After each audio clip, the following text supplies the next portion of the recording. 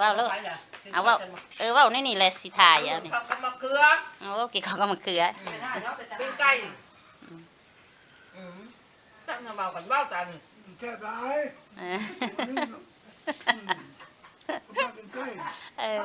แม่กูมาเกลือแน่ เลี้ยวหนาขึ้นมาหนูก็อีเมกอะเนาะเดี๋ยวอีพ่อก็เลี้ยวหนาขึ้นมากินข้าวบนใจกระโตกระตำเลยกินโลดกระยาแล้วเป็นแห่งแซ่บแบบธรรมชาติเนาะมาจะวันมาถ่ายรูปเอาว่า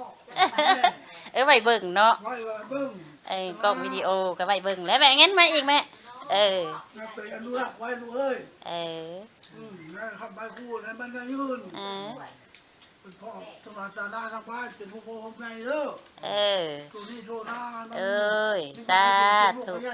สุขพรปากเด้อพอเด้อ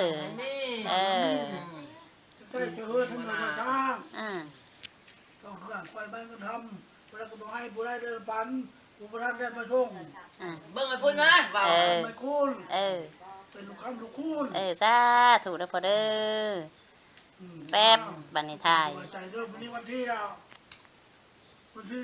16จะ6เราจองเจ้าจองเดินดาวพวกร้อย16วันเกิดขี้เพ่ง